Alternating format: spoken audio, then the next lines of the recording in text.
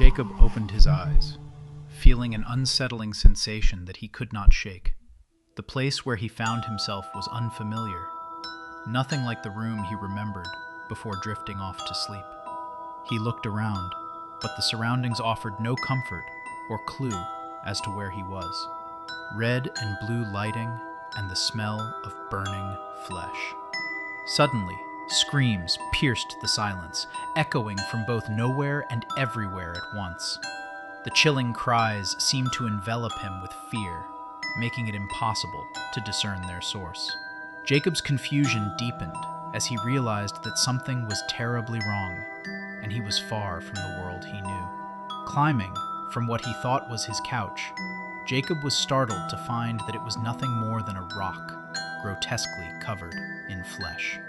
The unsettling realization made his skin crawl, as the familiar comfort he expected was replaced with a disturbing, unnatural sensation beneath him. The surface was rough and clammy, the texture unlike anything he had ever felt, and the sight of it sent a wave of nausea through him. He recoiled, struggling to comprehend how something so horrifying could have replaced the ordinary furniture he remembered, further confirming that he was trapped in an eerie, nightmarish landscape. Darkness closed in from every side, suffocating any glimmer of hope Jacob might have felt. With his heart racing, he pushed himself to sprint through the winding corridors, each passage carved from jagged stone and tangled with dead roots. The oppressive atmosphere and unnatural maze made him wonder if he had been cast into an infernal prison, a place where escape seemed impossible. Each step only deepened his sense of dread, the shadows growing thicker and the air heavier as he fought to find a way out. Tortured souls writhed beneath crimson flames. Each step echoed with the screams of the damned, reminding him that he did not belong here, at least, not yet. He remembered the last moments alive, the sharp pain in his chest, the cold hospital room, then the sudden plunge into this nightmare. Shadows slithered across the walls, whispering his name in voices that chilled his blood. Jacob could feel his body on earth, distant and fading fast, but he clung to the hope that escape was possible.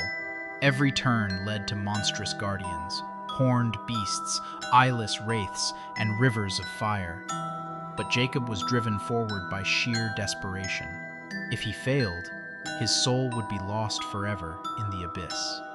He stumbled upon a monstrous gate forged from bones and barbed wire, the only exit he could see. As he approached, the gatekeeper, a hulking demon with flames for eyes, stood blocking his path. Jacob recalled the words whispered by an ancient soul earlier, "Face your greatest fear, and Hell's gate will open." Summoning every ounce of courage, Jacob drew upon the memories that had defined his life, the warmth of love, the sting of regret. These recollections fortified his resolve, allowing him to stand firm as the demon loomed before him. Although terror threatened to consume him, Jacob refused to yield. He faced the menacing creature head-on, determined not to betray his fear.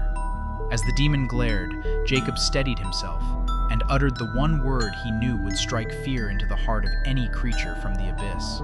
It was the word that all demons and monsters dread, the promise of God's everlasting life.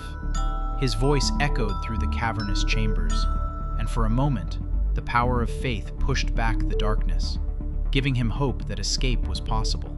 With a groan that echoed through the cavern, the gate slowly began to open, its hinges shrieking in protest. As the gap widened, an intense, blinding light surged forth, spilling across the twisted landscape. The brilliance was overwhelming, forcing Jacob to shield his eyes after so much time spent in darkness. For an instant, the light seemed to sweep away the shadows and crimson flames, creating a passage through the nightmare. A moment of hope in the midst of terror. The gate now stood ajar, beckoning him toward freedom, its radiance promising escape from the torment and despair beyond Hell's Gate. In a matter of seconds, Jacob found himself back in his hospital bed. His chest heaved as he gasped for air, sweat pouring down his face, and his body trembling uncontrollably. Although he was physically returned to Earth, the horrors he had endured beneath Hell's Gate lingered in his mind, haunting him with memories of torment and fear. To the astonishment of the doctors, Jacob had defied all expectations. They called his revival a miracle, as he had been declared dead. Yet for Jacob, it was not simply a miracle, it was survival. He understood that his return was a narrow escape from the clutches of hell itself, and the ordeal had forever changed him.